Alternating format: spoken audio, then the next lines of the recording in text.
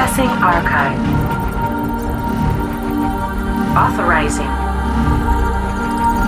Access granted. Accessing file.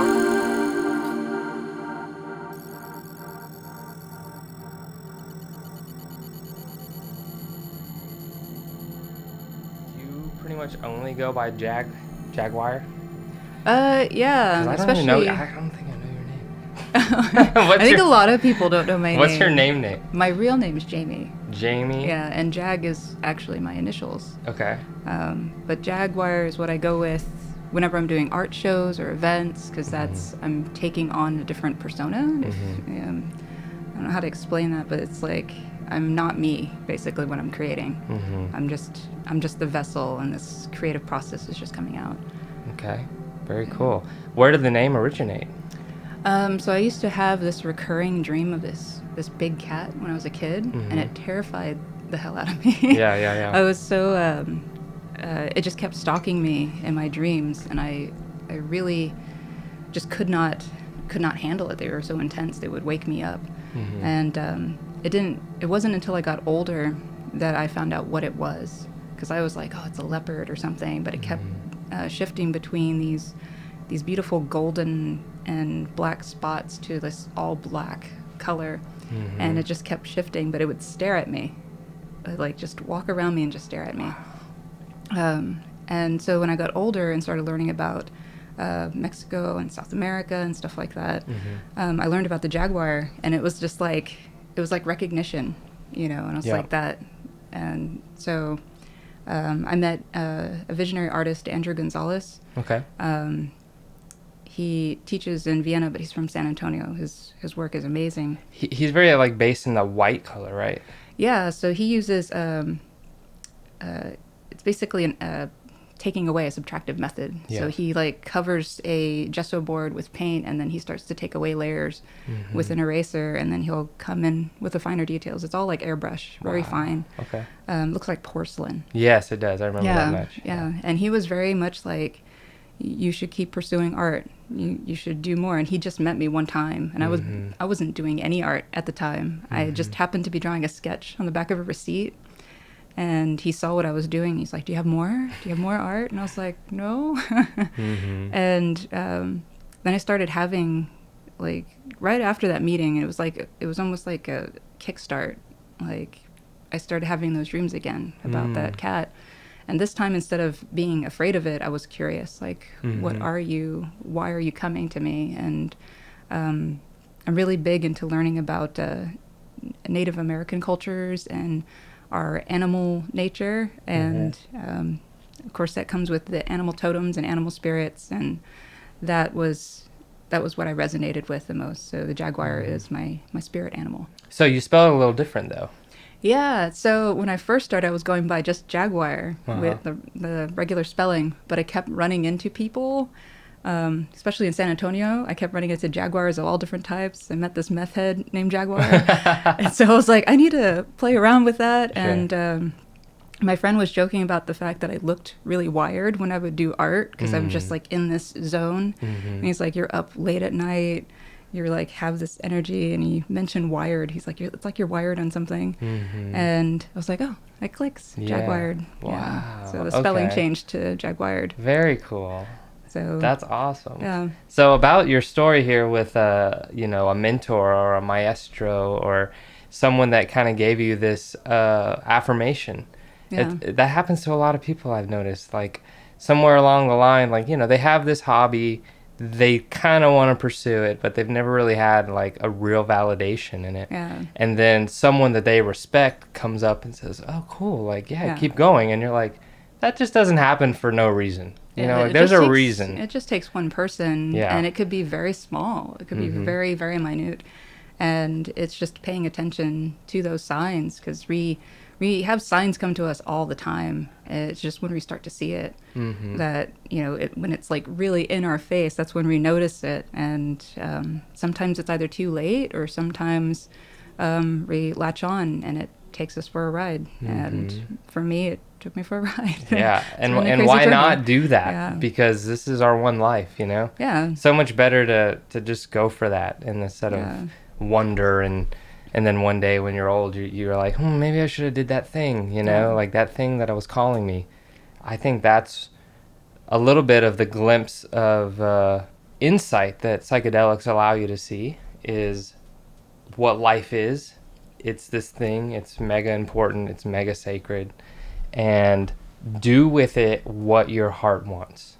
Like you don't have to follow the money or follow the well-worn path or do what your parents told you to do. Like once you find the thing that calls your soul, I feel like it is your path to do that thing, personally. So I know that your artwork feels inspired by visionary experiences, psychedelic experiences. Would you say that? Yes, and kind of a coupling of other things too. So, it's really about exploring the self and our connection with one another, because that's very, it's shown through these experiences that we are very connected to one another anyway, and we're connected with nature. I mean, we are a part of nature. We can't separate ourselves. We could build houses and buildings all around us, but we are still part of nature. And nature will take from us and we will take from it. We have that, we're supposed to have a very symbiotic connection. And, with sacred medicines, that wakes you up to that. Like it makes you more aware to it. Not everybody has to have that experience to get there, but it does open that door. And then that door leads to a hallway with many other doors that you have choices to explore or really evolve your understanding of what's around us. And I just take a portion from any of that and just incorporate it, especially with nature, because that's I always feel like safe when I'm out hiking. Like it's almost like this is where I'm supposed to be, as opposed to be inside a building. Right. I've noticed that about your presence online. It's very full of just nature. Yeah. It's just like a ton of nature. So what is your relationship with nature? Because myself, during my first few psychedelic experiences, I recognized nature as this super sacred, holy place that has been here for all of time, and we're in its world. Yeah. They're not in the trees and the plants aren't in the human world. Like we're in the plants world. Like we're the guests, we're the visitors. This is their thing, and I had a few very profound experiences in Opie-Schnapel, which is a place that I think you like as well. Very wonderful park. Yeah, there's the water that runs through it, and that's why, there's water there. Water is, one of the most sacred forms as well, and having that there, even though you don't see it, you can walk along the riverbed, and I always feel even more connected when I'm along the riverbed than any other part of the park. Yeah, same. I call that riverbed the ley line. Yeah. Yeah, it feels like there's so much going through it, and I always feel good. I don't ever leave there feeling oh, that was terrible, I got bit up, or it's like I became one with what was there. Right. Just for a little bit, Exactly the same. When I've stepped foot into that riverbed, especially with the help of some plant teachers, I could just see this energy pulsing through it. It was like a tunnel, almost like a tunnel that a train would go through. Yeah. I could almost see the trees bending in an arc fashion, and then down to the ground, which had this very straight and narrow path, and it was it created a tunnel of energy and some type of you've heard of things like ley lines before, sacred energy portals almost that exist in the world. I very much got a sense of that, and so many of my journeys have been at Opie-Schnapel, and I've really found a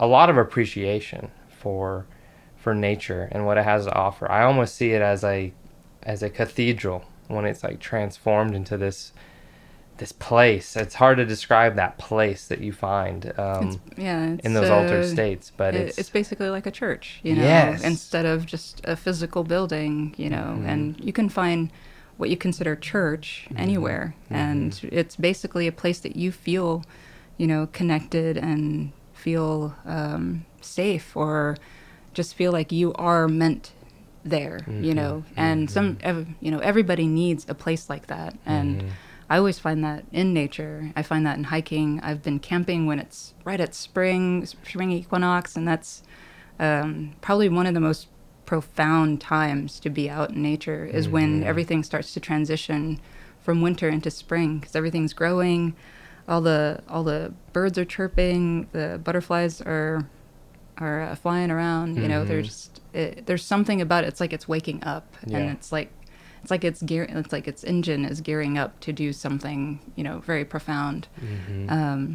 And then at OP, there's times like spring is my favorite time there, because it's when sometimes it's raining and it changes the landscape. Every time I've been there, it changes. Just something very, very small.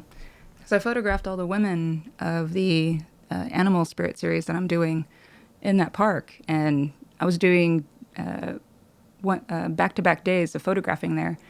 And each day was different. Like one day it seemed like we were in Washington, in Seattle, like walking through their nature park. And the next day it was really warm and hot, and it didn't have any trace of, it had rain the day before. And then one day it was just all foggy, and you could barely see the trails ahead, and it was just like you were in this bubble, this cocoon there. Right. So it's always been kind of a profound place, you know. Yeah, I often wonder, who is it that like delegates this area a park? You know, it's like some guy was like, okay, I own this land, I'll allow you to build houses all around it, but you can't come up in here though. You know what I mean? Like someone protects it in a certain sense, and it's been commercialized, of course, with roads and you know, paved paths and all this stuff. But like someone felt that energy there, and they were like, okay, I'm going to protect, I guess the guy'd be Opie Schnaple or whatever, you know, like that'd be his name. Or maybe he came up with that name, I don't know. But it's very interesting to me how other people must have felt that energy there and must have said, hey, no matter what, I'm protecting this part of the world, this part of the map, because everything else is just getting bulldozed and turned into Starbuckses, you know what I mean? If you look at the map that is there at OP, it has, like, it's basically a circle, like it's going all around the city. So you can actually take this trail all around the city. It will take you probably a couple of days to even finish that whole trail. But it's basically like forming this circle, so that we have 3 circles. The park circle, we've got the 410 and then 1604. So it's like a circle within a circle within a circle. So it's like, so I don't know if that ends up creating something there. Some geometry structure, like from we're high just like above. because I was looking at their map, and it's a wonky looking circle. It's not going to be perfect, obviously. But whoever was studying the geography of all this, it was really paying attention. I think it's Conception Park, where it has the arches. I don't know if you've been down there, but I don't think so, no. It's amazing. And they built these arches as rain catching. They studied plants to build these structures, so it collects water just like plants would. Amazing. So I'm like, we have some people who really think about the waterways and the greenways here. So I'm so thankful for them, you know, because it is needed and appreciated by a lot of people. You know, it's funny because you can be so many types of a person and still appreciate a park, you know, like, you know, there'll be people out there running who've never had a psychedelic vision in their life or whatever, but they're like, I like to be in the park. And then the people out there biking and trying to do a backflip off their motorcycle or whatever, and they love the park. And then it's like, you know, people like you and me, where it's like, I love the sacred vibe of the park and that eternal kind of like transformative quality that exists there. So we love the park, you know. It's like nature is just so important. Yeah, it goes back to, you know, our connection with nature. You know, we can still, like what I said, it's like you can build all these walls all around us, but we still crave to be outside. We still like crave to be out in it, even just for a little bit. And that's just because we're called to it. It's not like we can separate that calling, you know. Right. And a lot of cultures, they appreciate that. They appreciate that connection, and they'll go to nature and, you know, basically say thank you, offer back. And just us being there, I feel like, is is very important because it protects those spaces too. The more people who are out there, the more those spaces get protected. Yeah. It's kind of like a catch-22 too, because the more people that are out there, it's harder to really enjoy the space. But if they're not there, then the space gets, Right. you know.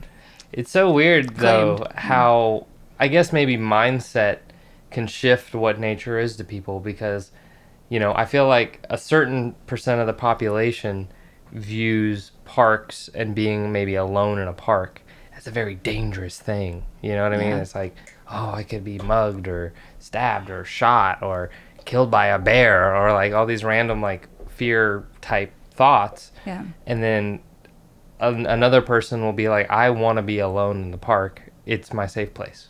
You know what I mean? I've always been much more of that. I don't particularly ever almost get fear in a park, you know, like, whereas I know some people do. So it's very interesting, and just like the cultural dialogue has a role in that, but I don't know. I mean, I feel like you would be able to pick up, you know, almost intuitively if there was danger, and be able to get out of danger's way before, if you were kind of tapped into, you know, maybe what the energies are in the park feel like that day. You know, sometimes you just get somewhere and you're like, I don't feel like I should be here, you know? Yeah. And you gotta get out of there, you know? But at OP, I've always felt safe. And even when I bump into people I don't know, Yeah. I feel very friendly with them. I feel Yeah. like you're a certain type of person if you're walking through the riverbed and you're not a threat, you know what I mean? Yeah. So, Yeah, if you go early in the morning, that's when most of the elderly are out jogging along the trail, and they're always like, "Hey, how's it going?" I know they're so nice in the park. Yeah, They're so so yeah. nice. But if you come back to fear, I mean, in Colorado, like those parks are vast, you know, and there's wild animals in there. So if you come across a trail and or come across a paw print on the ground, you've never experienced this before, you know, you innately go into fear mode. But it's everything you learn and process from downloads of information, either from the internet or from documentaries or whatever it may be. And then but if you spend most of your time out there, you know what to look for and what to look out for, because you're constantly like, oh, I see this here, what else can I see around me? Then you start to become more aware of your surroundings, and I think it's just ends up becoming easier and easier the more you go. But I always feel like that first time is that initial like, oh, Yeah. like, that's scare. I'm scared. Sure. I can remember vividly this experience I had going up Enchanted Rock and then coming down away from the way that I came up, a different way from the way that I came up.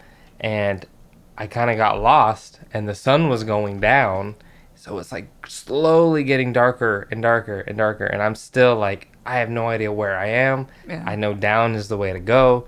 But like one of the humps of this big gigantic rock that you climb at Enchanted Rock, it's kind of like a longer hump. It's not so directly down, and it's got paths that you have to like navigate instead of just being able to go straight down or whatever. And then there are like actually like dangerous kind of like cliffs and things you have to jump and navigate. And that was a time I was actually scared of nature. Like, oh shit, am I gonna get caught out here? What if my phone dies and I don't have a light? You know, because silly enough, I didn't even consider taking an actual flashlight. You know, everyone's just like, oh, I have my phone, it's a flashlight. But you look down and you're at 8%. You're like, oh snap! Like I really got to find a way down right now. You know, it's always good to have like a little kit with you in your car if you're able to. Just like basic stuff like flashlight, maybe like a little bar of candy bar or something. I don't know, and some water. Just to like to hold you over, because there's been times where I'm like, oh, I'll just take this trail. It says I could do it in like, you know, a couple of, in an hour or two. Right. And I'm really bad at stopping and taking photographs of everything I come across. Or like just inspecting everything. If I see an insect, I'm there for a while. The insects are so crazy. Yeah. Especially in, you know, altered states where you're able to observe them as such different beings than us. Yeah. So different. All these legs, all this like kind of like, it's like they survive out here. I couldn't even survive out here. You know what I mean? Yeah. You know? Yeah, they evolved to to do that. I mean, and we did too, but we've Yeah. lost so much touch with that. Yeah. You know, like now we're just consumers, you know, like for the most part. yeah. I mean, I've heard that a lot of people are making gardens and stuff right now during quarantine.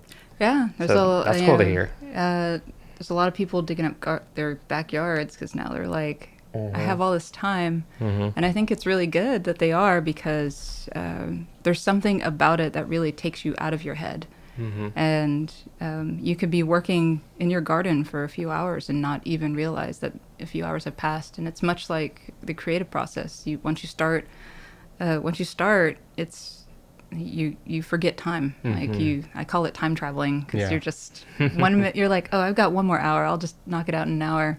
Right. And 6 hours later you're like, I am really exhausted, the sun is rising, what is going on? But yeah, I think that's a beautiful thing that they are all like inspired to be working in their garden, because then they realize how precious food is. Yep. And it's really difficult to grow a garden. A lot of people think you could just throw a seed in the ground, water it, and it's good, but the soil has to be right, the water has to be right. Sometimes the seeds are duds because they've been stored in a shelf or something for so long that it's not supposed to be. You know, it takes time, and it's a lot of patience. And Yeah. so if you can learn to grow your own food and have patience for it, you have a lot of respect for nature, because if that takes that long to do, like think about the forest and, you know, and the trees and all that. Right.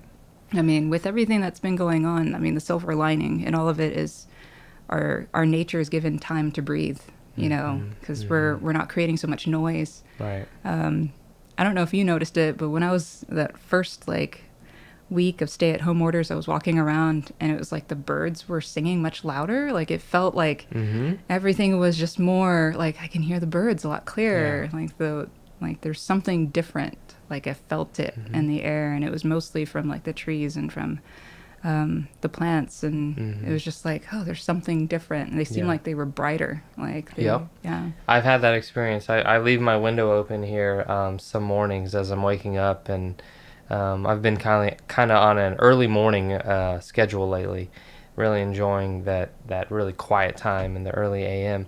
And yeah, I swear, same thing. I hear these birds just like so happy, and I can't even remember the last time, you know, that I could really hear nature so well. I feel like definitely this time has allowed nature to rejuvenate a bit, you know, in all the forms of nature, animals, plants, fungus, all the stuff I feel like I've been noticing more of. So Yeah, there's a lot of like things that have stopped. You know, like the cutting down of the Amazon, it's stopped completely because they're shut down there too. that's great. And our ozone layer over the Arctic closed up, and it just took a couple of months, and it's given researchers, especially when it comes to ecology and the ecosystem, they're studying things quickly as they can before everybody starts moving around again. And they were able to pick up seismic readings from the other side of the planet when they used to not be able to for seismologists. And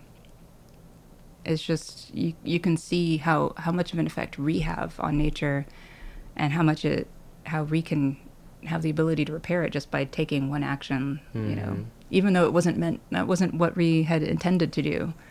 But you could see the impact that we have on it. Yep. I feel like it's very easy to see amongst people in the psychedelic community that we are nature. We're a part of it. You know, we're kind of in that animal kingdom as well, and should preserve nature and all of its glory, you know. And it's a little bit what we've been talking about. Is it's awesome how people preserve parks and respect nature and this type of thing, but a lot of people really feel like we're something completely separate from nature. And I wonder where that comes from. I guess just desensitization, you know? It's probably because we forget, you know, because most people were working 9 to 5s. I mean, unless you're an artist or a musician, you were working 9 to 5 jobs and going from one building, driving to another building, and sitting inside all day. And you just want to get home by the end of the day because you're stressed with everything, and you don't go to nature, and you don't get time to be in nature. And so that kind of starts to pull you away from that understanding. And it really is difficult for people to understand how food is even grown out the ground and how difficult that process really is, Right. until they start doing it themselves. So they can't develop that respect Right. as much as they should until they really take a good look. I almost can't believe how cheap food is, because I know what you're saying. It almost seems like weeks to grow a certain type of plant, like a potato, right? Like it might take weeks, maybe even more. And then you find them for like 50 cents, you know? It's kind of like, what is the... Yeah, they're growing so much of it, and that's why. I see. Yeah, and that's why they're able to make those margins, because they're making it's just fields and fields and fields and fields of Right. the same produce. Now, if you're going to an organic farm, they don't do that as much, and that's why their prices are a little bit higher, because they have a little bit of potatoes here, Right. some tomatoes over here, so they're growing. A polyculture, like they have multiple instead of a monoculture, Right. versus just growing one type. Sure. I feel like, yeah, even still, like those organic prices are still so good compared to like if you have a garden in your backyard and you grew like the 19 potatoes that you were able to grow and it took you 4 weeks. I feel like you'd value those potatoes like $20 each, because it takes so long to do that. You know what I mean? It's like, I don't know. That's just cool. It's interesting though, because I've always felt like food is one of the most guilt-free things to spend your money on, because food nourishes you. It's like if your body is a temple, nutrition is like, like the real gold that you need to put in your temple. It's not just these, like, don't cheap out on food and then spend your money on stuff that has nothing to do with your temple. You know what I mean? Yeah. So I've always been able to easily like spend money on food and not feel guilty. I know a lot of people budget around food and they're like, no, I'm gonna eat McDonald's because it's cheaper. And I'm like, what? That's not good. It's not good gold for your temple, bro. But that comes down to just really respecting yourself, and sometimes people are just really tired, so I can kind of see both aspects of that. Like if you just don't care, then you don't care, and other people are just too tired to care. Yeah. And then there's us in between that like have the choice to make that decision for ourselves. And I don't know, I would rather spend time eating healthier than I would really just filling myself with junk. Yeah. And you feel better. Yeah. And you're doing something that actually is going to cause you less pain in the long run. Because it's like, I feel like people might think, hey, I can't spend more money on my food here because it's going to put me in this type of mental pain of being like lower money. But then your body's in pain. You know what I mean? Like if you're not healthy, you have body pain. And it's so much, I'd say, wealth is health. You know what I mean? So it's like, if you have a great feeling body, I'd say you're like more wealthy than a dude with $1 million who can't stand up. I definitely feel like the mind is the main focus first before you start thinking about how to nourish your body, because it's probably the most it convinces you the most of either doing good or bad, because you get, once you catch onto a thought, it just takes you on a ride, and you can't, once you're down that road, it's really hard to shake it off. Even when it comes to certain ideologies, once you have an ideology built within your mind, it's really hard for you to shift focus into something different unless something makes you change. Right. Like, and either it be a mentor or, some global global thing that like makes us really look at ourselves, Yeah. That's what sacred medicine does too, is just makes you look at yourself. There's other factors too, but that's the first thing it shows you, like the good and the bad of yourself. And I think that's how we start to appreciate what we have already, as opposed to like buying all the fancy things, because we have something that's really, an intelligent design, as much as rethink that it's not. I mean, we still barely know much about our immune system. We still barely know much about our brain and how it works, even when dreaming. And so that right there already shows you that we already have something, a complex vessel, you know. Yeah. So if you take care of it, you know, I feel that it takes care of you, and the mind is the first thing I do recommend taking care of, because that controls whether or not you have the motivation to respect your body, you know, whether it be through exercise or through eating right, or I don't know. Yeah, you know, not putting meditation, poison in as often as exactly. you know you want to, because you know, like, of course, people have a stressful day at work, so they come home, chug 4 beers. Oh, I feel better, you know, but your body's like, no, I don't feel better. It goes back to the mind. It's like instant gratification, because that endorphin kick, like, oh, I got my binky or whatever. You know, like I got my bottle, you know. It's like, That's funny. So going back a little bit to the topic of nature, have you experienced like synchronicities in nature? It's very mystical, you know, and I feel connected with that animal kingdom a bit through like the plant medicine experiences I've had. I notice a lot of like kind of animal energy in your artwork. You know, how did that kind of start to become a thing? Animals have been pretty much something that I've been connected to. I have a lot of respect for even the tiniest creature. There was this movie about Buddhism that I watched like years and years ago, and something about it just resonated. And then we moved around a lot when I was a kid, and we lived in Oklahoma. They have a lot of Native American tribes there, and they have like these big powwows, and they talk about our connection with nature. And some of my real close friends lived on tribal land too. Oh, cool. And so I learned a lot through them about this animism, I believe is what it's called. It's this, you know, we are animals, you know, we can shapeshift and, you know, become these things. But I've always been connected, of course, with the jaguar, and then, of course, with snakes. Don't know why, and spiders. Like, and I never understood it until I really started digging into more of the significance of each of those animals, both the positive and negative, because it's definitely a balance. Light and dark is a balance in everything, even in nature. And so the more I started digging into that, the more I started to really understand, like with the bear. So the Big Dipper and the Little Dipper are called Artos, or Artio, which is bear. So the Little Dipper and Big Dipper are big bear, little bear. Oh, wow. And so the power of the bear is very significant. It's very protective. Dakota from Verisimilitude, and Zachariah. Their mom actually was one of the ladies that modeled for my series. Cool. And hers was the bear. So when we went through OP, we went through the other side. I'd never been to the other side before. This can go back to synchronicity too, which is really crazy, because she's very in tune with nature, and we had a great conversation. Awesome.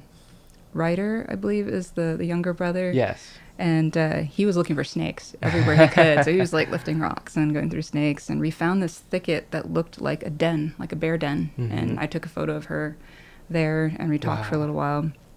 And as we were walking back, there was 7 male deer that came running through, and I've never seen that before. Oh, wow. And one of them got stuck in this tree, and instead of all of them leaving it behind, they all stood and were like watching guard and watching us, and we just stood and watched them in return. And it was just, they waited, and then once he got free, they all like ran off. Wow. I've never seen that many deer, especially male deer, in that kind of herd before in a city, like, you know. And they were big. Like I was like, usually they're kind of small here, and I'm like, oh, that one's those male deer are intimidating. You know, like if they wanted you, they could hurt you. Oh yeah, you know, so you have to be very respectful. I mean, peyote is very much connected with the deer, and the blue deer. Yeah, that's they're right. supposed to be the mythology.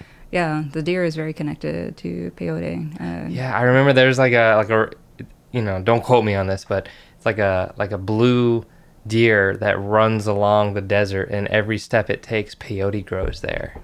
That, I think, was one of the origin stories of you know, the mystical origin stories of peyote.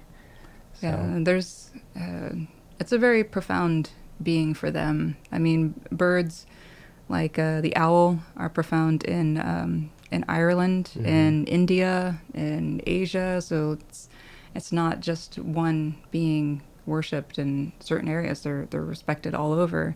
Especially if you look into more indigenous or tribal cultures, they have this understanding of our animal connection, and that we are very much they are us and we are them.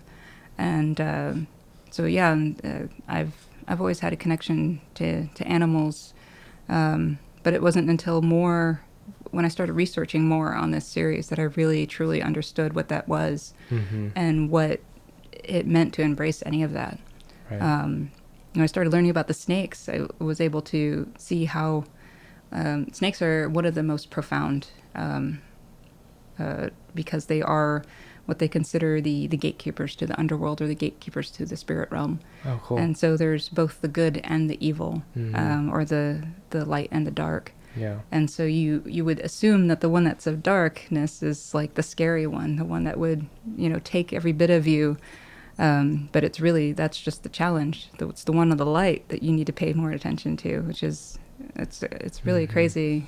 Just serpent mythology or spirituality is very deep. Yeah, when you look into ancient Indian culture and, the whole Kundalini mythology, snake riding, snakes are very symbolic of enlightenment and progressive thinking and spirituality. And then growing up in a Christian culture, which I personally did, you learn the snakes are representative of the devil and all these like terrible, scary things. And it's, to me, I don't know, once I started like waking up, so to speak, and started to see symbols for not just one thing, but several things, depending on the culture that you were raised in, I would start to see like, oh, they demonize the snake symbol to hide the knowledge of enlightenment. You know what I mean? To hide this like fact that you might be able to wake up and wake yourself up out of the matrix, so to speak, and think for yourself. And But if you think about it, like the snake is attached to the tree of knowledge, and so if the snake is part of that, then it's protecting it. It's supposedly protecting it, or keeping an eye on it, or just like luring you in. Here, come and think. But there's also that there's that balance in that too, because it's not always going to be what you want to see. And snakes are also apparently really representative of femininity. And so that kind of played into the old way of thinking of, I guess taking thought away from women, in that respect. But it's just, it's also taking away that balance. So that tree of knowledge, I think it's misinterpreted, I feel. I think so. And I wonder, on my conspiracy theory angle, are they doing that to hide the fact that you might be able to wake up your consciousness? Because I feel like the reason that snakes are symbolic of Kundalini is when you are in the midst of a Kundalini arousal or awakening, your spine wants to move. And it almost wants to move in the way that snakes move. It kind of wants to, back and forth, up and down, just like this little movement. It's like running through your body. They call that the Kundalini energy. But it is very kind of like serpentine, just kind of like flowy, the way that almost snakes flow. It's hard to comprehend the way that snakes move. Unless you're maybe, a biologist or someone who studies animals pretty deeply, but they're really, really cool. Snakes are amazing. They can actually sense you walking from miles and miles away just by the vibrations in the ground. I've heard that. If you stomp really loud, it'll actually scare them away. So they don't care about attacking you. They really don't want to be anywhere near you. Right. But they will protect themselves if you do come close. So if you stomp really loud, they'll feel that you're bigger. So they don't want to take anything bigger down. Oh, wow. And they have the ability to hide themselves, to change their shape. There's one, I think it's called the Eastern mongoose snake, and it like flattens itself down to make it seem like it's a diamondback. And it has like this little tail that looks like a rattler, but it's not. And it'll move it around. So it's just to ward you off, but it's completely harmless. Mm-hmm. And but yeah, snakes are really intense beings. I had one really profound snake experience where it was just, it went into me, went all the way down to my stomach. It felt like it was in my gut and just like squeezing, like it was just pushing everything out. And it was just like, at first it was kind of hard to breathe because I was just like, oh, this is really intense. It was kind of, a little bit, it was freaking me out because I was like, right, what's going on? Right. And then it just like started slithering up, and part of it felt like it was coming out of my mouth, but it was just working its way up. Yeah. And then out the top of my head. I have heard that before. I mentioned this on my conversation with Payson recently about how when I first had my first kind of awakening, and I was just so intrigued by what I had experienced that all I would do is listen to other people's experiences. Yeah. And one of the experiences was a Kundalini experience. I recognize it as a plant medicine experience, but apparently someone had this experience without any psychedelics involved, where through meditation and breath work and fasting and through all these different methods of raising one's consciousness, which is very possible. They had a snake, a vision of a snake, coil around the spine up to the top and out the mouth, and even look directly at them from being outside of them, and it appeared to them. And they were just like, okay, this is a Satori moment, this is a glimpse of enlightenment, so. Yeah, the crazy feeling is like the top of the head when it just shoots out. It's just like this really intense feeling there. And it's just like if I could visualize it, it's just like light shooting out the top of my head. But right. It was pretty intense. I mean, my first experience wasn't as like visually pleasing. I had a lot of stuff that I was working through. And so for me, it healed me enough to really understand really my purpose, because I had a friend that passed away and I didn't work through my grief. And I held that grief with me for so long, and grief comes in different forms, whether it be, crying on the floor or being just angry at the world. And for me, I was just really angry. And I wasn't... I was seeing people who didn't value life where she had lost hers. And so a friend of mine who's ex-military now, he had severe PTSD, and he had a sacred mushroom experience, psilocybin experience. And he told me, he's like, you need to do this. He's like, I wasn't seeing what I was doing to myself. And he's like, you should do this too. And we were exchanging stories a lot because he was going through a lot and he wasn't sharing it with a lot of people. So I felt very, very honored to even hear any of the stories, because I can't fathom anything that he's seen, because I've that's not an experience I can really share. And so, but I was like, okay, I'll see what I can do. And then it ended up coming to me. I didn't even go to it. I was just like. I didn't know anybody at the time that had that available. Right. And somebody came to me and was like, oh yeah, here, blah, blah, blah. It was like gifted to me. And I was like, okay. Yeah. They're like, gave me all like this pep talk, like you could do this, blah, blah, blah, blah, blah. And I did it by myself, which I guess is apparently a very intense experience for most people. And it was intense for me too.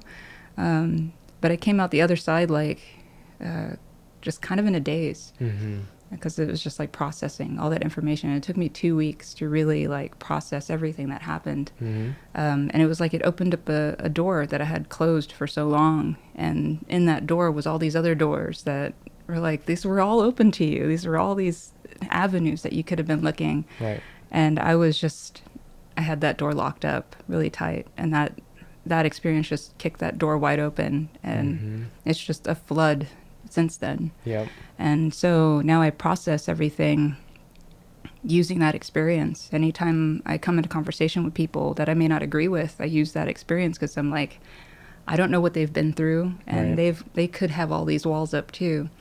Or they, had some experience that made them that way, and I can't tell them that they're wrong, because I don't know what their life was like. But that really put into perspective everything that I had been holding on to. Right. And all the anger, the grief, especially.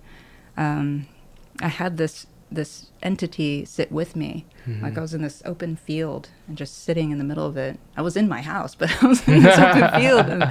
And she came and sat with me. Wow. And I was just like sobbing and I couldn't stop. And she just like kind of embraced me and told me it was okay. And she had like these mushrooms growing out from her shoulders. Yeah. And I was just like, oh my gosh, like, okay. And then for some reason I was like, yeah, it is okay. It is okay. And at the end of that, you go through this daze.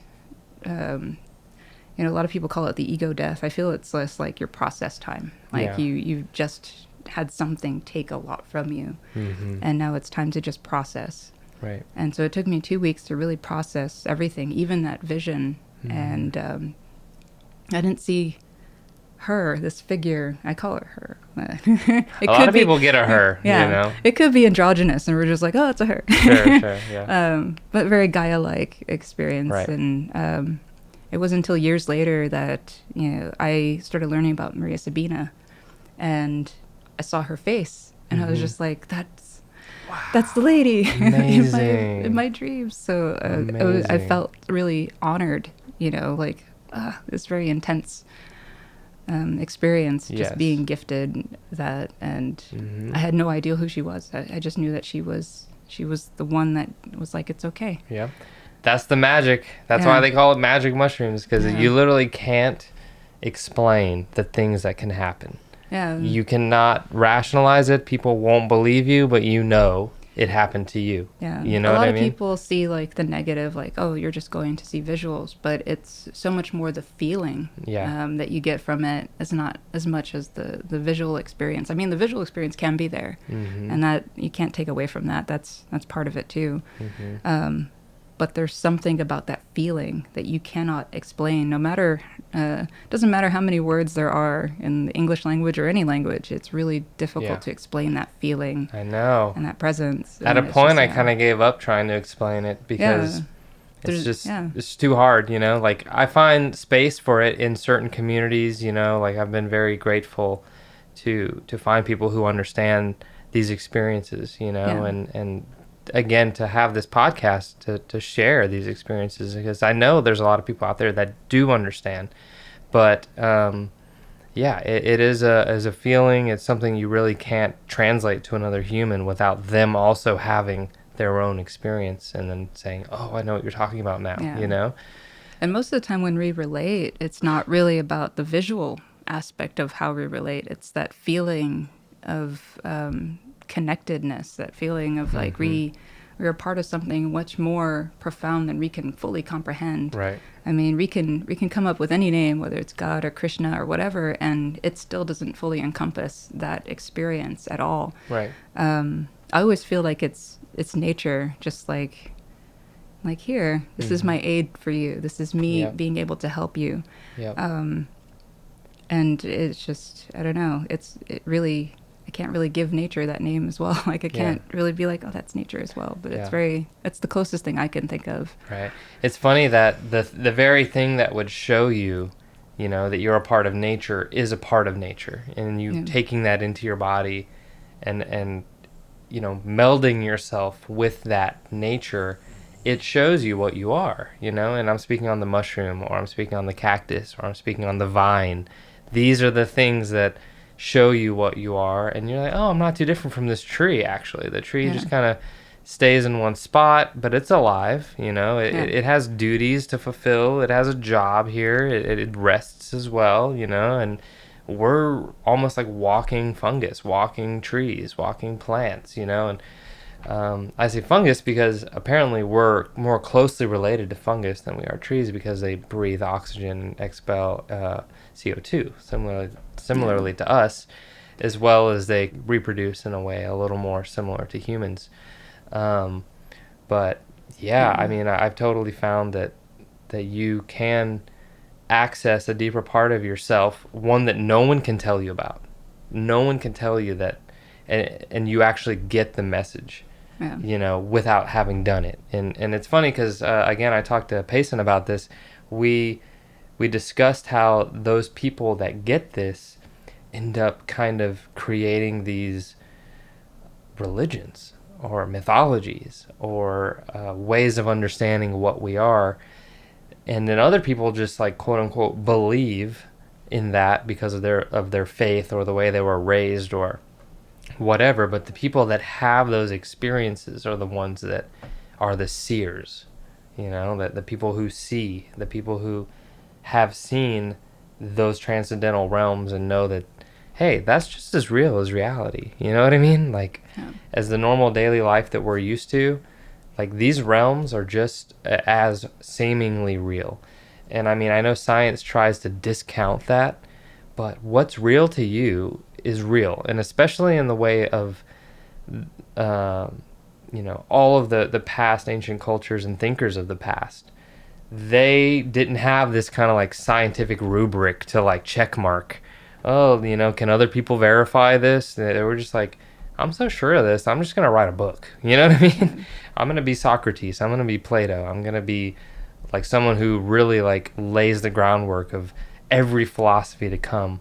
And then there are those, religious teachers, Jesus, people who teach forgiveness and unity, and we are all the Son of God. And people never understand, we're all the Son of God, what? Receive that message. I guess I'll backtrack a little bit. Mm-hmm. So as far as like science and spirituality go, I think they both go hand in hand. It's just really our trying to understand this thing that's a little bit really deep. Yeah. There was there was 2 documentaries I watched, and they were back to back. One was a more spiritual approach to the cosmos, and one was a scientific approach to the cosmos, like the Big Bang and everything like that. But the way that they were both explaining it, they're 2 separate documentaries, 2 separate people creating them. Groups of people, I should say, and they both still aligned with the information. Like it was just one was explaining it one way, while the other was explaining it from a different perspective, and they both still were able to mingle with one another. Yeah. I had this conversation actually with these. They're from Kenya. There's a church around the corner from me that has international pastors. Yeah. And they were talking to me for a while because I told them, I was like, when I pass, I want to be a tree. Like that's what I want to be. I want to be a tree. I've always been really profoundly connected with them. I have no, I don't know why, but I always feel like I feel better when I'm near one. No, same. Yeah. And so I'm like, I just want to be a tree, because I'm like, if God, if that's what you want to use, that's fine. If God is what created everything, why wouldn't we want to become a tree? Because God created that tree too, or God created that grass, so why wouldn't we want to be that grass? Right. And then as far as like our past understanding of the world, we were using deities as kind of a form of science in a way, because we couldn't really, those people in that time couldn't really explain phenomenon, like weather phenomenon, so they used deities as a way to be like, well, this deity is really angry, so now we've got this rain that's flooded us for weeks. And, right. That was just their way of explaining. So they do go hand in hand. I mean, you look at the Fibonacci sequence and the sacred geometry, that's all can be correlated to science and mathematics, which is more analytical thinking, but it also has a spiritual content, because nature falls on these sequences on its own, so it's definitely goes together. Right. And then for religion, I think it's the doctrine that really, personally, I think it's the doctrine that really people are trying to interpret this doctrine that's been written thousands and thousands of years ago by multiple people. Yeah. And edited too. Yeah, I mean, they didn't have printing presses and stuff like that back then, so it was basically 12 people in a room writing these things down. And someone smudged a word and they totally just misinterpreted the word. They're like, I don't want to get in trouble. That guy's staring at me. I'm going to fill it in. I think he meant. Yeah. He's like, I'm going to go with cheese on this one. But yeah, I think it's just if it makes you, whatever it is, makes you feel good, it makes you feel connected, makes you feel that you could do good for your community or whatever it may be, and doesn't cause anyone else harm, I don't see a harm in it. I know that religion, like debates on religion or atheism, kind of just convolute all of that. Yeah. Because there's extremes in that. I know atheists who are constantly helping the community, and they don't ask for any thank yous. They don't even get recognized. And I know that they're doing that because, I'm friends with them. Sure, yeah. But they also are very respectful to people who are religious, and they don't tell them not to believe that way. It's just they chose that for themselves. Right. And I know people who are very religious and don't see an atheist person. It's like, oh, nope, No, whatever. same. They're just like, God forgives me. I ain't doing shit. Yeah. It's just like, I am blessed to walk away. Yeah. But there's kind of you cut off so many people when you do that, especially since your teachings are already saying about forgiveness and loving your neighbor, but you also are putting stipulations onto loving your neighbor, which just kind of dilutes all of that teaching. 100%. Because I remember growing up being, when I first moved to the States, I barely knew English. So I was taking English learning classes, and I was jumping around to different churches because my dad's military, or ex-military now. And all these different churches taught different ways. Every single one of them taught differently because it was their way of interpreting the book, and whatever they felt that day, like, this is how I'm feeling today, I'm going to use this text, and it's just going to be, this is going to be my sermon. It's like a TED Talk almost, just like pulling information out of a book. And I noticed that at every one they taught differently. And some of them were a little bit more extreme in their approach. Like, they have to do this, you have to do that, you have to do this, you have to do that. And others were like very basic. We have to just love one another, treat each other with respect. And I gravitated more towards those because it's not telling you what to do. And I feel like when you have this book in your hand, it's like a manual, like this is how you believe. And I'm like, you don't really need anything to connect spiritually with anything. You don't need a book. You just find things that really help you focus on that if that's your goal. And if that's something that helps you center yourself. It shouldn't have this rule book, Yeah, I totally agree, and I recognize that as well from my past about the several different churches that I visited as a teenager and a kid even. They all seem to have a completely different vibe, and I guess, thinking now in hindsight, I would think that it's kind of interpreted by that person who founded that church. Like a guy was like, okay, like, I'm just going to try founding a church. I'm going to use the Word of God, but it's my twist, It's my brand of the Word of God. And I found, some that are pretty pleasant to go to, pretty cool services, pretty chill, not too overly authoritarian, so to speak. And then I felt, the same, if you do this one thing, you will go to hell and burn for infinity. And it's like, I kind of don't like that, So and it's usually the one that's saying that is the one doing some things in the background, because no one, for real. like anybody that goes there is not free of what they call sin. I mean, that it's human nature that you will do something, but it depends on whether or not you did something bad and correct that. Because we're not all narcissists or psychopaths. So we're going to see that, I probably shouldn't have done that. And some people need that structure of church, because I've met people when I used to work in retail, work in corner stores. Like, I would run into people, they're like, I go to church because I used to get in real big fights with my family where we were getting the cops called on us, or we're beating each other up, or pulling guns on each other. And I'm like, that's really extreme. I think you do need that church. Like, go quickly as you can. Like, you need that foundation, where other people don't need that kind of that structure. And that goes for the more what I call the woke community too, because there's people who take advantage of that as well. Like, look at Gwyneth Paltrow and that Goop brand. What did you think of it? Because I watched it. Yeah, there was maybe a couple things that I was like, oh, okay, there's some validity there. But when it came to the $500 products or the $1,000 products, I'm like, that's all about just the right marketing and getting people to think that that's holistic healing. And it really there may be some validity to it, but we will never know. But just anybody making millions and millions of dollars off of something that we can't really I don't know, I always kind of am adverse to that kind of way of making money. Yeah. No, of course. I mean, I guess I didn't hate the Goop thing. I watched it. There was one with Wim Hof, who I love Wim Hof. Yeah. Super big Wim Hof fan. So just him being involved, automatically I was already like, cool. And watch the rest. Yeah, but the mushroom one, I'm at least grateful that someone can bring this information to the masses. At least she's bringing some validation that this might work for not only some people, but maybe it works for you. And a lot of people need medicine. A lot of people need something that can affirm them and make them feel whole in their being and make them feel like they have a purpose and that it's not all just meaningless. Because a lot of people, I think, depression and suicide and all the stuff, PTSD, all these different things, people just kind of feel like, why am I here? Yeah. You know, I don't know why I'm here.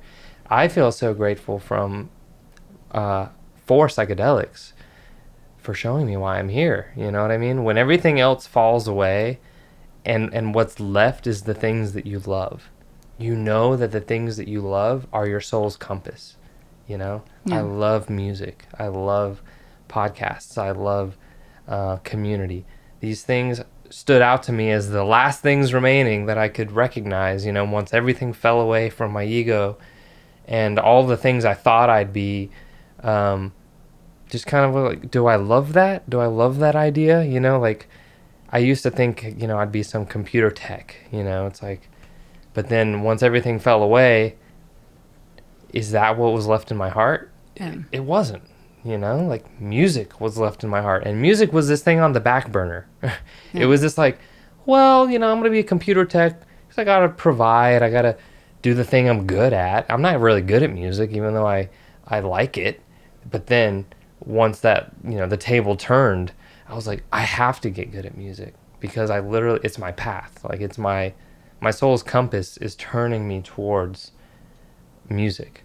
And you know, everyone starts not good at a thing, but once you like start to align yourself and the things that you do daily to you know, what your soul is pointing you towards, that soul's compass, I feel like it slowly gives you more and more breadcrumbs to follow towards evolution. You know what I mean? And eventually you find yourself in a place where it's like, I'm really glad I did this.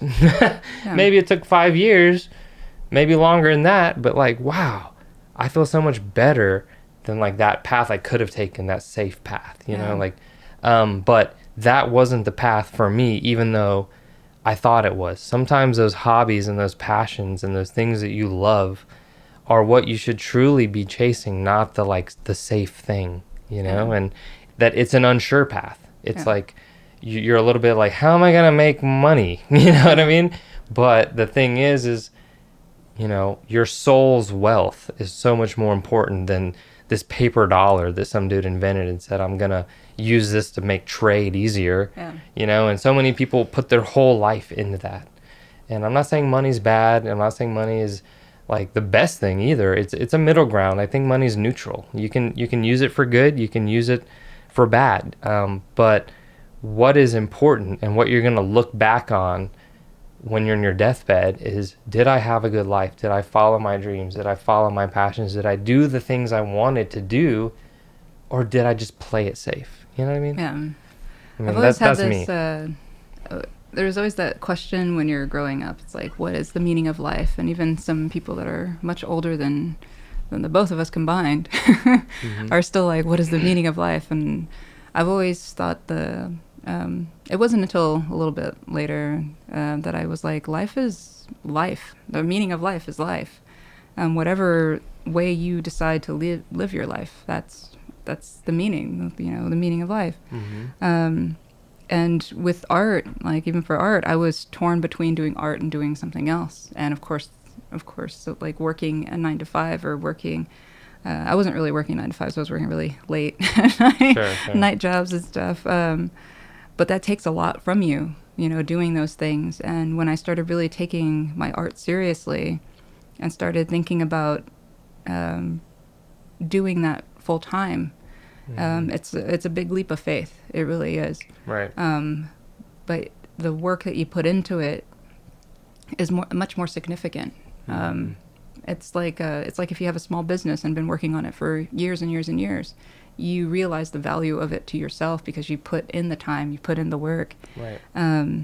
Or any kind of hobby that you have that you're really fond of. You put in the time, you put in the work, and you put in all that love, because it's you can have a passion for something and never do it. And but with art, I've always seen it as a sort of rebellion, you know, to the status quo kind of thing. You know, just whether it's music or, you know, visual arts.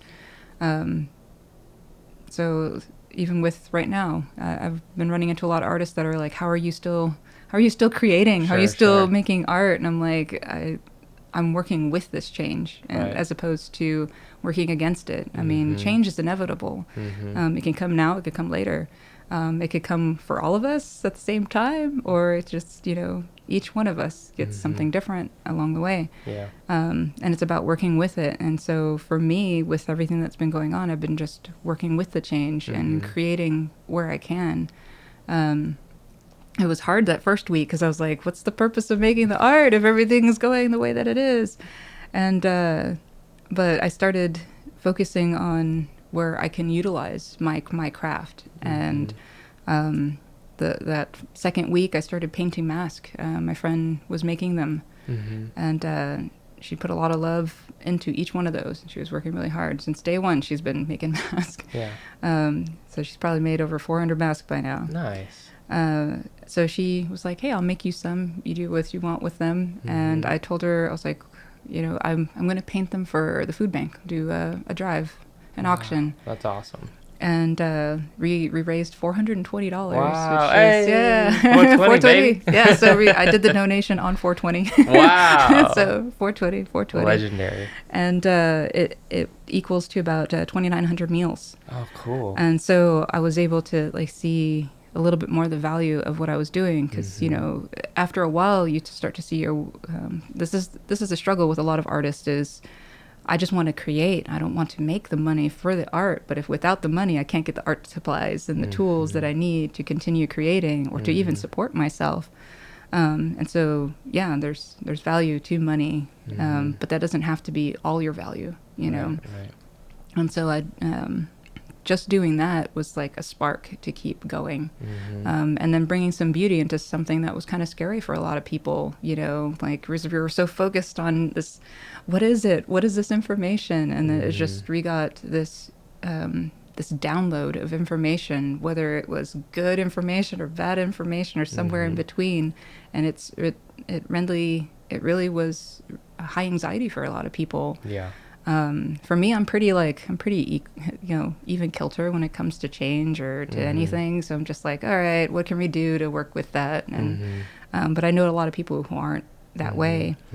And so anytime I've been asked, I'm like, I think about, you know, the Titanic I learned about in high school, where they were talking about the band kept playing to calm the crowd down while it was sinking. That's awesome. And I'm like, I'm the band.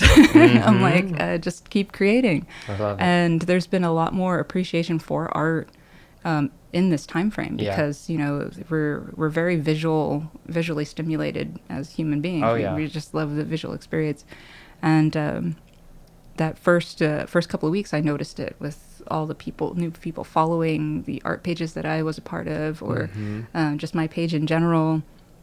Or people sharing art that they had never, like, have you seen this piece? I was like, that piece has been done like years ago. Where have you been? But it's just nice to see that there's a shift. You know, people have this access, and now as artists we can utilize that and take advantage of that time. Yeah. Because you never know, once everything changes, like, is it going to hold on to that, or are we just going to let that fall to the wayside? I mean, art, like with our city and the arts funding being cut, like that's something that happens all the time. Like as artists, we should be able to figure out ways around it, because ever since I was in high school, there's always arts cut funding. Yeah. This funding is cut for the arts. This is cut for the arts, even though it's the most therapeutic thing that you can do for yourself is to create. Yeah. Because it pulls you out of your head. It pulls you out of, you know, sometimes it will pull you out of depression, and you won't realize it. And it's hard too, because if you're depressed, you can't create because Right. you're just like in your head, and it's hard to start. Right. So I always tell, especially beginning artists, like just do something abstract, just throw paint onto the canvas, and sometimes you'll see something in it, Yep. like a Rorschach test, kind of, Yeah. you know. Same. Yeah. Same. And it's just throwing that down is just letting go. Especially if you get wild with it, you Yeah. know, you can just really release a lot of tension. Yeah. That's like the magic touch is Yeah. is realizing that art is just as much random chance as it is that technical skill. Because, you know, you could create such a freaking masterpiece from something that began as random chance. It's like, well, I don't know how to start. I'm just going to, like you said, you just throw some shit on the canvas, and then all of a sudden you see something that sticks out to you. Yeah. Oh, I've seen this. You know what? Now I have an idea. Let me connect these things and start that thing. Oh, now I'm really getting it. And you just like kind of start going. And I can resonate with that from a music level, not necessarily an art level, because I'm not a painter or a drawer. It's the same creative process. Yeah, you know, you just kind of like, ooh, I heard this thing. Oh, cool. I just tried this sample out. Oh, I wrote this beat. Oh man, this cool synth patch that I found. Like, let me just lay that out. It's the same with know? with painting. Like, ooh, this new brush does this. Oh, this paint does that. Right. And like, oh, this line, if I did it this way, you know, it's the same thing. It's just learning your tools and then figuring it out from there. Like when I first started really pushing myself to paint, because I was doing illustrations. Painting, I taught myself how to do, and I wish I would have had a teacher just to kind of teach me the tools, but it was kind of fun to experiment too, because I'm very organic when I paint. I don't have a set guideline. A lot of the illustrations were about set guidelines, because you have to plan those out. Otherwise, you can't change it. With painting, you can come back like an eraser and like, oh, I don't like that part. Oh, that's awesome. Change it all out. It's just like if you're editing a song, you take out that chunk you don't like. Right. And that's with painting. So just being able to work organically keeps me from getting stilted, and with being able to create every single day. And I try to find different things that relate to what I'm doing. So if I'm I'm painting one day and I don't feel like painting the next day, I'll do like prints or, you know, set up my thank you cards for people who've ordered artwork from me. That's awesome. And just, you know, work on that. This whole time frame has actually pushed me more into what I wasn't doing. And I kept telling myself to work on my online presence, because I was very comfortable in my in-person. Sure. But I've really experienced and learned what's going on online-wise, how to promote myself online. Yeah. How to work around the algorithms, because that's like the biggest thing. And I know exactly about that. yeah. And then, you know, also learning that it doesn't matter how many followers you have on your accounts. It's about the ones who are actively interested in your work, because you can have 130,000 followers, but only 20 of them actually want to purchase from you or to support you financially. And as artists, that's kind of like the catch-22. We don't want to make money from our art. We just want to put it out there. But at the same time, we can't buy the tools that we need to create without that. And but yeah, I've gotten to a comfortable spot where I'm at creatively. And you know, it's hard to see my other fellow artists like struggling with just, you know, not just creatively, but financially as well, with everything going on. Right. And so it's hard for them to get into creative mode because they're worried about everything else. Right. Even though being creative is a part of who they are, you know, and I've reminded myself that from day one of all these like stay-at-home orders. I mean, I'm used to staying at home because no, same. I was like, I don't really go out anywhere. So I was like, this is just amplifying what I already do. The one thing I do miss is like stores being open late at night, because I don't like going around when crowds are out. Sure. So I just like going out late at night, Right. and now everything closes at like 8, like we're some retirement town. Totally. So I'm just like, I really want to like be able to shop at like, you know, midnight or 1 o'clock when it's just me and like 2 other guys. Totally. But yeah, that's just kind of I don't know. I think for everybody, it's going to be a little different creatively, and to really interpret everything that's going on around us. Right. But I find that if I wasn't doing art, if I wasn't focused on that, I think I'd be a hot mess. Like that and my plants. If I wasn't focused on both of those, same. I'd be just like, If I didn't have Time Wheel to look after and Sheath and our several clients as well, I don't know what I would be doing right now, I mean, maybe making more music, but at the same time, it's such an honor to cultivate these communities, because I identify with them, I align with the communities, like Time Wheel and several of our clients represent. They're all kind of in the psychedelic culture, so totally understand. I did want to bring up that you had finally finished the piece that you were working on for several Time Wheel Odysseys. Oh yeah, the two and a half years, I think. Yeah. Did you end up naming it?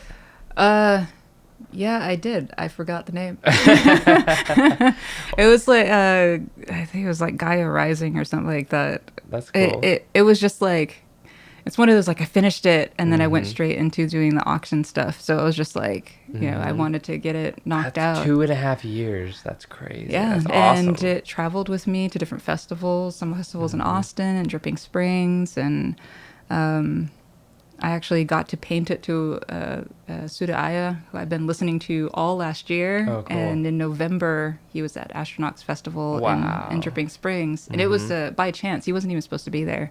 It was only supposed to be a one-night show. And they're like, oh, we added an extra day. This guy's going to headline. And I was like, I'm going to be there that first day. I'm coming. Cool. I'm coming. And he shot me a message later on. He's like, I loved watching you live paint, blah, blah, blah. He's like, I love that piece. And I was just like...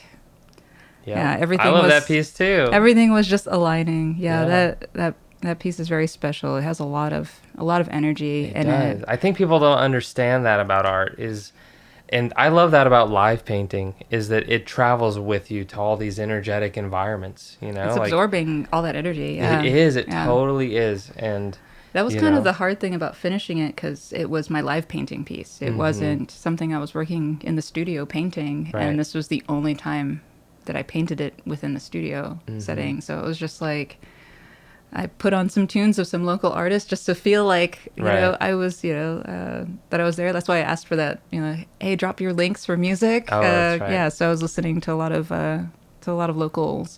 Cool. So that way I felt like I was still, doing events, even some people who are not from San Antonio, but it was just enough to really... to feel that energy, to make sure I keep that vibe within the work. And but it was that piece is still pretty intense. It's kind of one of those, like, I don't want to let it go, because it is like a trophy. But I feel like if it's the right person who connects with it, then it's meant to be with them. So it's a beautiful piece. Thank you. Yeah. Where can all of the listeners find it? As far as, like, looking at it? Yeah. On Instagram. Yeah. Jagwired art. Yeah. Can you spell it for us? Jagwired and then art. Yeah. Cool. Yeah. Very cool. Well, thank you so much, Jagwired, for being here. Yeah, thanks for having me. Amazing podcast, amazing conversation. I look forward to getting it out. And thank you for your art. It's awesome. And thank you for involving me in all the things that you do. So... it was. It's kind of crazy not to have our fourth art of consciousness, but we're talking about how it's going to be such a much more impactful show once we do come back. I agree. And that we would really plan on, because those shows were all about the connection between everybody. This last Art of Consciousness was the first time I actually got to sit down and I watched everybody, and no one had their phones out. Everybody was in conversation with one another. And a lot of the times when you go to shows, somebody is out with their phone and separating themselves, but everybody was including each other into these conversations, a very intimate setting. Was that the one with Mitch? Yeah. So good.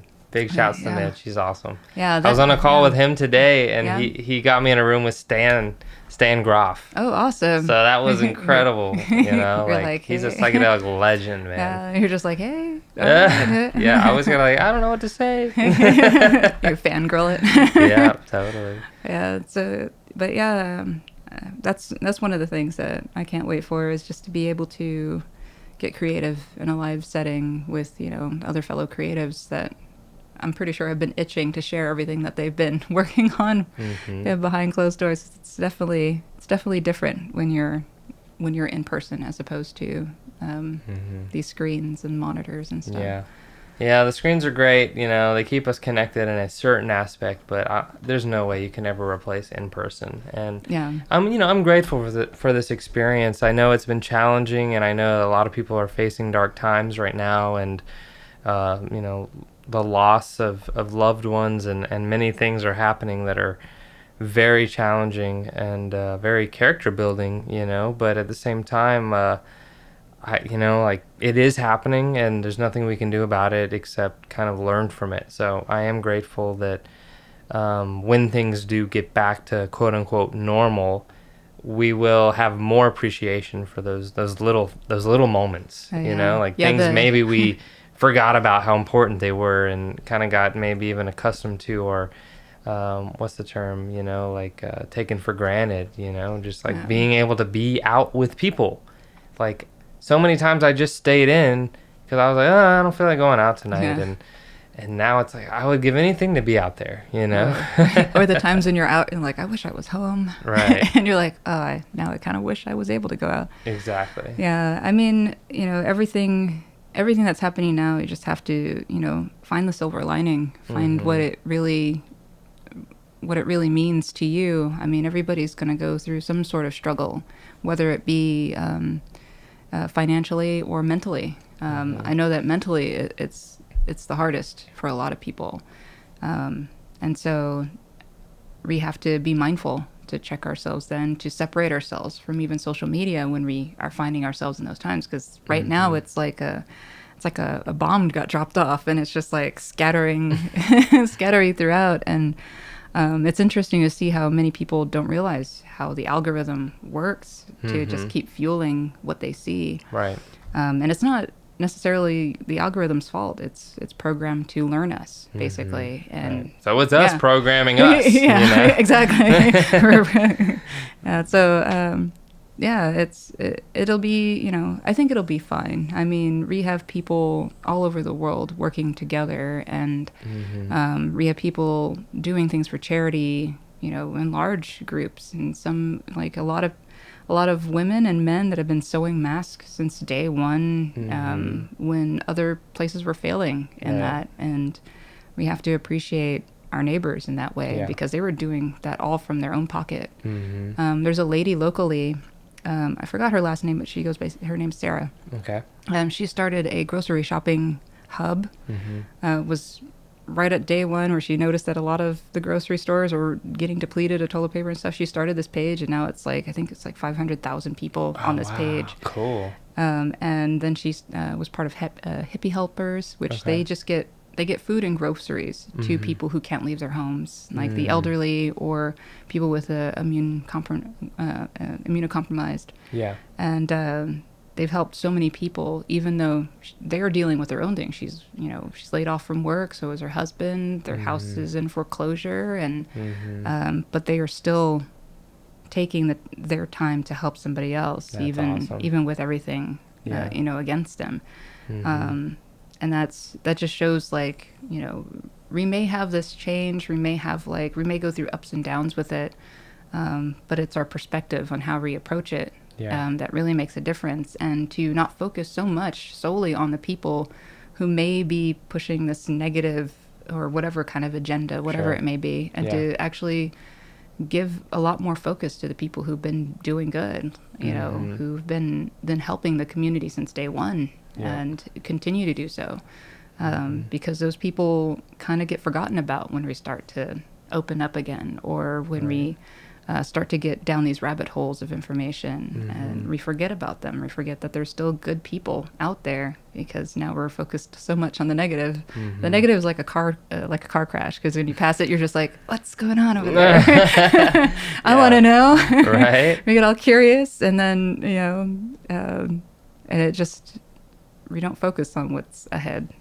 Super amazing point. Yeah, I think, it's up to us, that the people that are out in the community, the storytellers, the podcasters, the musicians, the artists, to like keep those people in our hearts, you know what I mean? And forward the appreciation for what they're doing. So because I feel like this time is definitely a time to change the way that we had been doing things. I mean, we were giving some attention to people doing good in the world, but not to a significant amount as what we were doing. A lot of people are paying attention to how we take care of our earth and how nature and animals in general, where we before were just taking advantage of it and taking it for granted. And so there's going to be positives and negatives in everything. You know, that's just part of existence. You know, but it's up to us to make the decision whether or not the positive outweighs, you know, the negative, or if we could find that balance even. Because it can be scary, you know, and it can be a mental challenge, you know, for a lot of people. So, absolutely. Yeah. So for those people, how do you recommend, you know, strengthening that mental fortitude, you know, like maybe strengthening the will to find that positive transmutation through these times? Are there any practices that kind of really have helped you to maintain, you know, a positive outlook? So for me personally, I faced it head on. I was just like, it's going to change. No matter what, it's going to change. We can't go back, you know. It's just like the past. We can never go back. And if you accept that, you accept that there's going to be change, then work with it and try to find avenues. I mean, we aren't completely separated, and there's ways to make, you know, if you need income, there's ways to make money online that you may not have thought about before. Like yoga, you can do yoga instructions on Patreon and have people donate to you, or Twitch even. Twitch has been used for all different stuff now than just gaming. And but it's a platform where you could still bring in some kind of money and recognition. I mean, it does kind of get saturated. You just have to know how to market yourself. But I think first is very important is to focus on your mental health, to find something that helps you feel grounded, whether it's meditating, being out in nature, getting yourself outside, because a lot of people were just staying inside, and that's not good for your mental health. Nature really does an amazing thing about just cleansing that. And so get out in nature, just unplug from everything that's digital, like TV or your phone or whatever. I mean, you can still bring your phone with you. Just take pictures of all the nature that you're seeing along the way. Totally. You know, take a 1 hour hike that turns out to be 3 hours because you're taking all the pictures. Right. But I think like focusing on your mental health is definitely number one. And, you know, don't expect for yourself to accomplish things because now there's all this time. You know, that's kind of setting yourself up. Like, I'm going to be able to do all this now because I have all this free time. And then you see that you guilt yourself because you didn't do anything. Sure. And I'm like, you can't do that. You know, we're the hardest on ourselves than anybody else in our community. So we have to learn how to not be so hard on ourselves first. So definitely, like, you know, pep talk yourself, ecstatic dance in your house. Like, I like to turn on music and just go crazy. Same.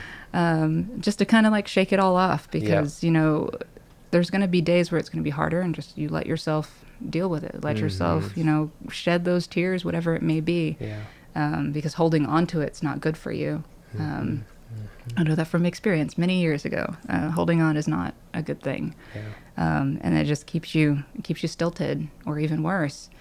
And so, definitely focus on your mental health, whatever it is that is your outlet, whether it be jogging or running or art or music, or just yelling or howling at the moon like a lot of people have been doing, you know, whatever it may be. And then, of course, disconnect from the internet, because that's like number one. You know, I've noticed that a lot of people are like living through Facebook now instead of living, because they can't go anywhere. So they're just living through Facebook and living through all these posts, and not everybody shares the same ideology. So you get angry, or they don't share the same concern. So you get angry. And so that plays into your psyche and how you perceive everything around you. Right. And then from there, you know, find a hobby that you thought that you could never do before, and then work on that, or find a different avenue to promote your business. You know, I was thinking on the way here, I was like, I saw a gym up the street that was closing, and they'd been there, I think, for at least a few years. And I was like, why can't they just like teach people outside at a park, have everybody stand 6 feet away or 7 feet away from each other, and then do their exercises there, and have them pay like a little membership to meet you there or something. That way you could still generate funds. The gyms are closed. Right. But I was thinking of that for yoga instructors, and my friend's yoga studio they had to shut their doors. And so I was thinking, like, there's other ways and avenues that we got to be creative, in ways of either supplementing income or to keep us sane through everything, just right. To find that balance, really. Think outside the box, try new things. Yeah, even do like just look up experiments online, whatever it may be. I mean, there's all kinds of stuff online, like those 5-minute craft thing, and see if it works, and do that. And it just even doing that little thing is enough to pull you out of your head. And that's very important, to pull yourself out of your head, because when I first started learning meditation, that was something that was stilting me, was because I was kept holding on to the thought instead of letting it go. Yeah. And that's one of the big things they tell you in meditation, is to let it go, or to let it run its course, not really just to let it go. Sure. Yeah, so, I've heard the metaphor of like seeing your thoughts as a stream. Yeah. And a lily pad is like a thought, and you just let the lily pad float down the stream. You don't have to jump on the lily pad and just ride that thought along. Yeah. Yeah, you just see it. Oh, let it go. Okay. Next thought. Let it go. And then you start to actually see, I can separate myself from all of the lily pads and just kind of be the stream a little bit, Yeah, because like as soon as you like hold on to a thought, then that thought spurs another thought that falls into that same realm, and then you're trapped in this little bubble. And with that, like, you start focusing, when you start doing meditation properly, you start focusing on your breath and realizing like that is very, very sacred. Oh, of course. It's driving the whole thing. The whole being is based on your breath, Yeah, that's your soul right there. That's like a little bit of your soul. And totally. So it's just... life force. Yeah. And so just being able to focus on those things. And I noticed for me, just even quiet, just something just... everything's turned off. Sitting out in nature, just letting the trees like dance in the wind, just 100%. Listening to all of that, or even to birds, just taking a moment just to sit in that, and just to breathe that all in, right, is enough to take you out of your head just even for a moment, and that is enough. It's significant enough to kind of be a catalyst, and that's at least what I've been doing. No, it sounds super on point. Yeah. Thank you so much for sharing that. Yeah, no problem. It's been a pleasure having you. So again, I want to shout out where people can find you, any websites or handles that you have to offer. Yeah, just Jagwired Art, Jagwired art.com, jagwiredart.com, or on any of social media platforms is all the same. And you also have Art of Consciousness. Yeah, Art of Consciousness. Repost mostly on Instagram. Facebook algorithms don't like us.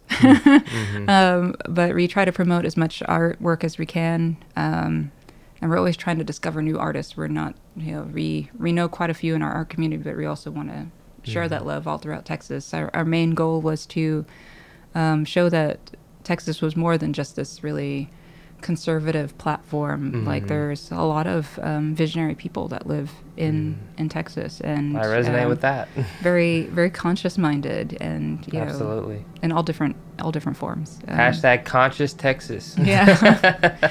So just change the dynamic of how we're being viewed, outside from here, and just using the art to show it, not us telling them, right.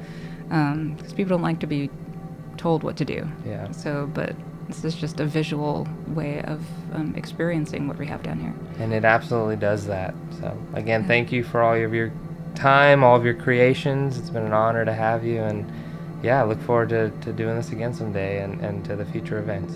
Awesome. So. Yeah, thanks for having me.